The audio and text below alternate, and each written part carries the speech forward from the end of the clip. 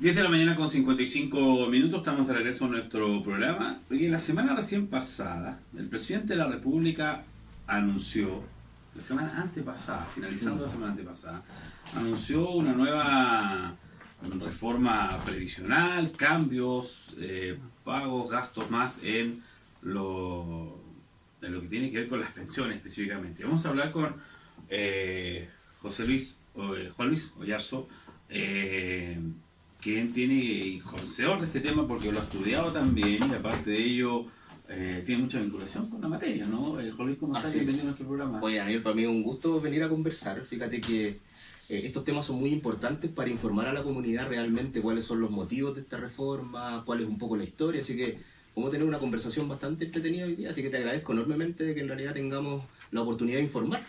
Sí, pues y hay varios temas que han ido quedando al debe, ¿no? Al debe, sí. En el sentido de que queda la duda de que tan efectivo. Hace un minuto atrás conversábamos con el intendente, hablaba del tema de reformas, de que se va a meter más de 3.000 millones de dólares. 3.500 millones de dólares. 3.500 millones de dólares para aumentar las pensiones a largo plazo, ¿no? Sí. Sobre todo a quienes están comenzando. Yo creo que los más beneficiados van a ser quienes comiencen en un par de años más a trabajar recién y a cotizar, porque cuando jubilen a los 65 y 70 años también, ¿por qué no? Van a tener una buena pensión. Los que ya comenzaron hace algunos años atrás van a seguir con lo mismo por varios años. Sí. Es lo que se entiende como ciudadano a pie, ¿no? Sí. Que no está tan... O sea, lo primero que yo tengo que mencionar, Daniel, de que el sentido de generar una reforma va por buen camino. O sea, estamos hablando de alrededor de este tema, ha sido muy importante en lo menos los últimos 10 años, en los cuales hay que ver que en los mercados laborales, ¿por qué es tan importante? Porque el mercado laboral, para que las personas que me escuchan me entiendan un poco mejor, la gente que trabaja, ¿cierto? Las personas que hacen efectivamente su trabajo. Cuando ocurre esta reforma a principios de los 80, Chile era muy distinto. Chile era muy diferente al actual. Imagínate, en ese momento estábamos en una época dictatorial, existía solamente alrededor del 30% de las mujeres pertenecían al mercado laboral, solamente el 30%. Estamos hablando también de que en realidad la esperanza de vida que existía en Chile llegaba a los 70 años. Estamos hablando también de que las personas que ingresaban a un trabajo esperaban también jubilar en ese trabajo, de tal manera que el concepto de lagunas previsionales, el concepto de la esperanza de vida fue cambiando en el transcurso del tiempo y hoy en día vemos un mercado en el cual casi el 50% de la fuerza laboral corresponde a mujeres.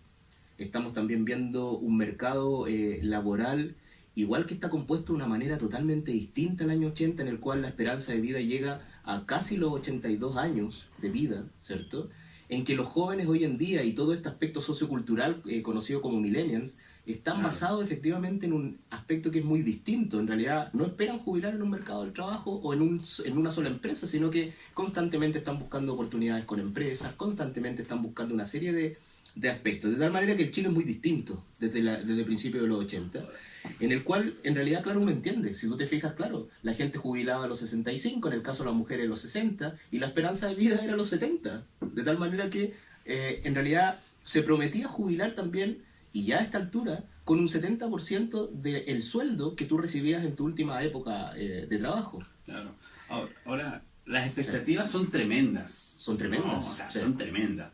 A que se concrete, y no estoy diciendo que acá está faltando a la verdad o se está mintiendo desde el gobierno central, lo que estoy diciendo es que se logre concretar, porque las FP algo tendrán que decir al respecto, ¿no? Pero claro, hay una...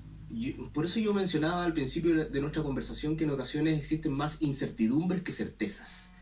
Y existen incertidumbres porque no se tiene claridad completa sobre este aspecto de la reforma. Cuando hablamos de estos 3.500 millones de dólares que se van a invertir para generar efectivamente un aporte por parte del Estado a las pensiones, ¿de dónde van a salir esos 3.500 millones de dólares? Ayer hablaba el ministro Larraín y tampoco generaba una certeza de dónde se obtenían esos 3.500. Habla de holguras fiscales. Pero en realidad, claro, estamos trabajando en un aspecto totalmente distinto de disminuir los déficits fiscales, de generar eso. Entonces, cuando hablamos de holguras, en realidad estamos hablando de dinero que efectivamente en ocasiones no existe. De tal manera que en realidad, claro, el concepto de la AFP con ganancias que estamos hablando de los 9 billones, ¿cierto?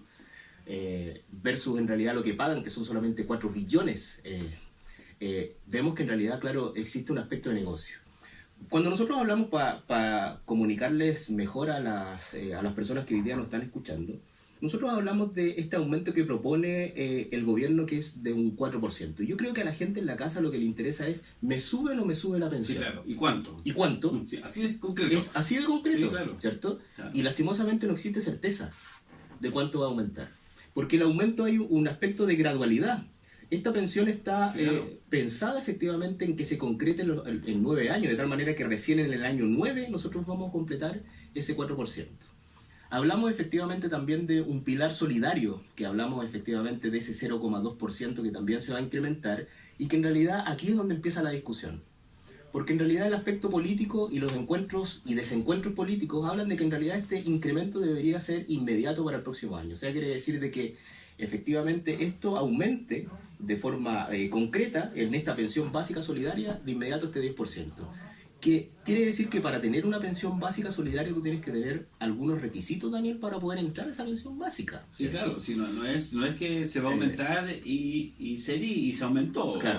se dijo y se va a hacer, ¿no? Sí. Hay varias, entre comillas, ¿no? Porque no sé si es así, pero como la famosa letra chica que se conoce de repente, ¿no? Pero Acá- claro, tú para acá- tener la pensión básica solidaria tú tenés que formar parte del 60% más vulnerable Sí, de la claro. población, tenés que tener Tienes algunas condiciones, características ¿no? que Sí, son claro. bastante particulares, por eso todavía existen, por ejemplo, pensiones que están bajo los 80.000 pesos.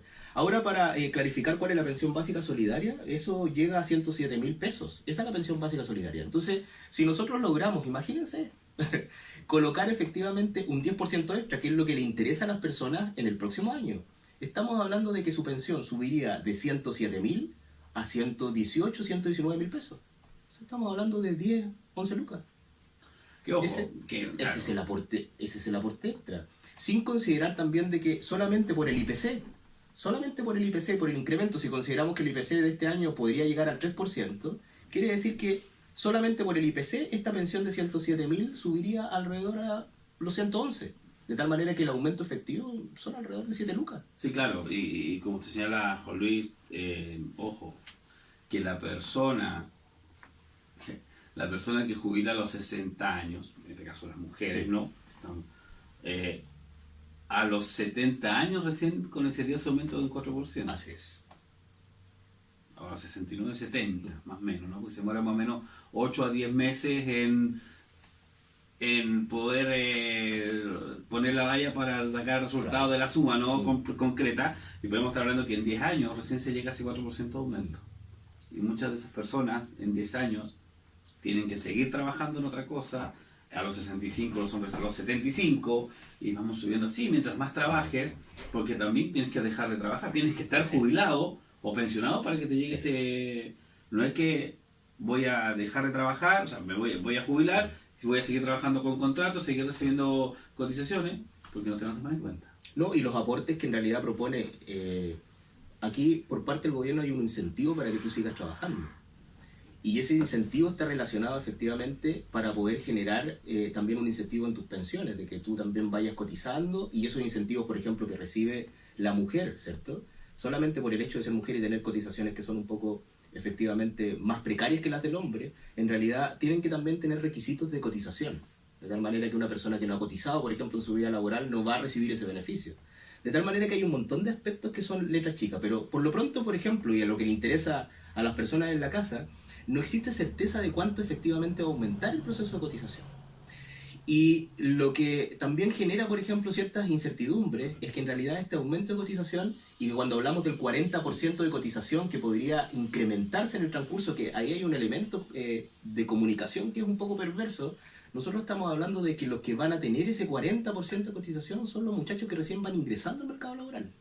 O sea que llevas alrededor de 40 años trabajando. De tal manera que las personas, ¿cierto?, que ya llevamos tiempo en nosotros nos vamos a ver ese 40% en nuestros aumentos previsionales. Eso no va a existir para nosotros. Claro, por eso yo lo decía adelante, ¿no? Recién quienes comiencen un par de años más, Claro. recién terminado el cuarto medio y no sigan estudios, o sigan estudios y empiecen a trabajar inmediatamente, o quienes terminan la universidad a los 26 años, 24, 25, 26 años más o menos promedio, ¿no? 24 años promedio, finalización de la universidad según la carrera, se van a ver beneficiados a futuro, Claro. ¿no? Así es, pues estamos viendo aspectos que forman parte de elementos que también son desiguales. Nosotros pensamos Es una también... reforma futurista. Sí, es un aspecto totalmente futurista. Ahora, lo que yo quiero comentarte, Daniel, y que yo creo que también es muy importante de darle vuelta a esto, es que en realidad en el mercado las pensiones son el reflejo de nuestro mercado laboral.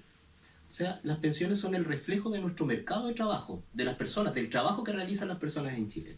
Fíjate que en Chile el 77% de los trabajadores, que nosotros consideramos que el 77% de estos 9 millones de trabajadores, que son alrededor de 6.900.000 trabajadores, ganan menos de 550.000 pesos.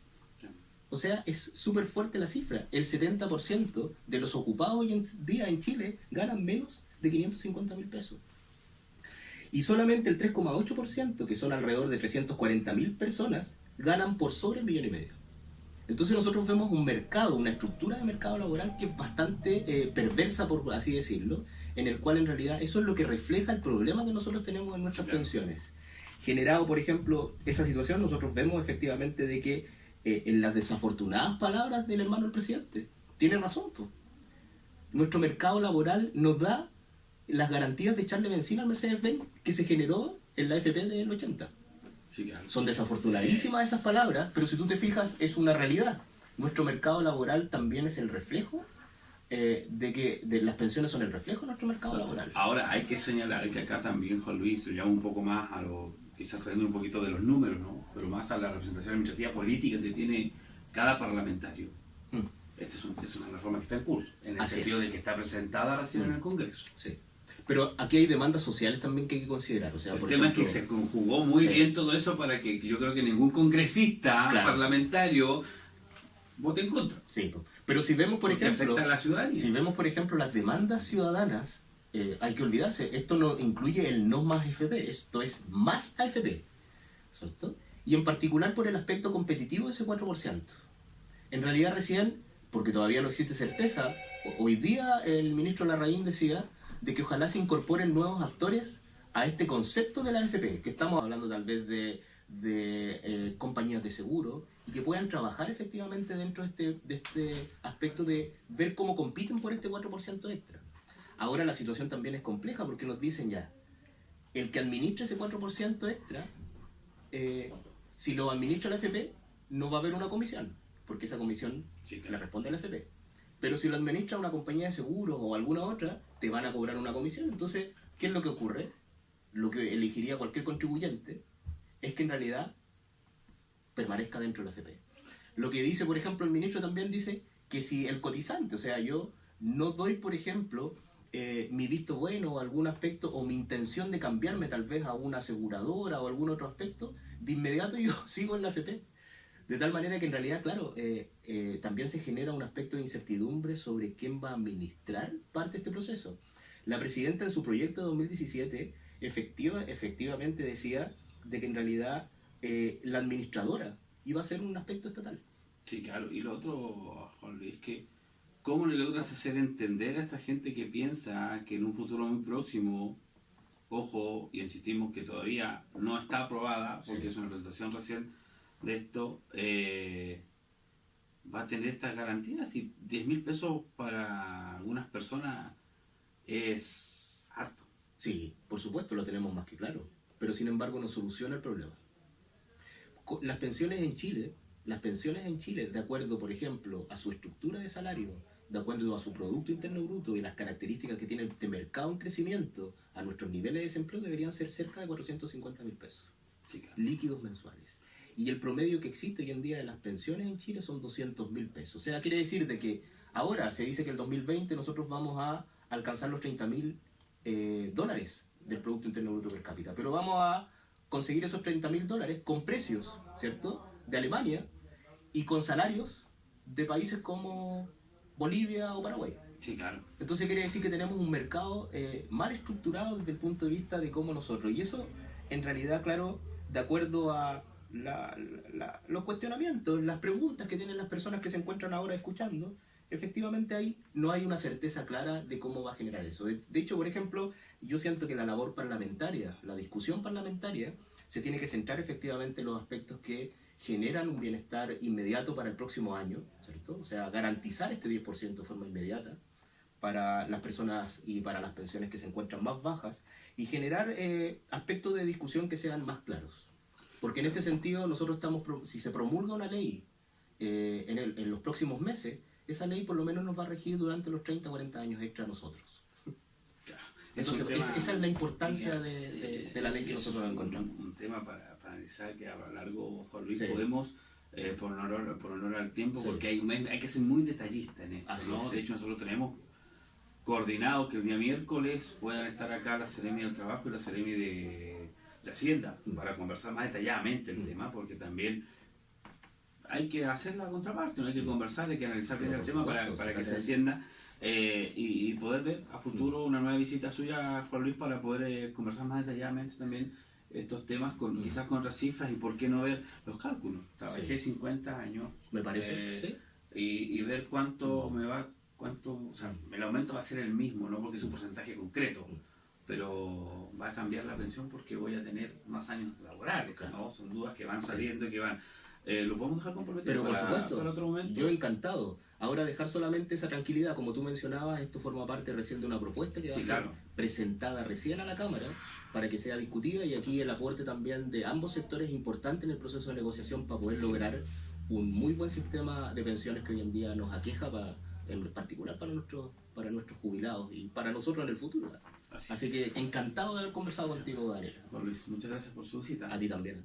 Juan Luis Oyarzo, conversando lo que es esta propuesta de reforma a pensiones a futuro que ha presentado el gobierno central al Congreso, que está en estudio, me imagino, que se está trabajando, que se está estudiando. Hay que conocer qué opinan los congresistas, hay que conocer a los parlamentarios, qué se dice, cuál va a ser el mejor beneficio a votar y para qué va a servir todo esto. Vamos, un tema musical, y estamos conversando ya con nuestros próximos invitados en Opinión Pública de la Radio Presidente Ibáñez.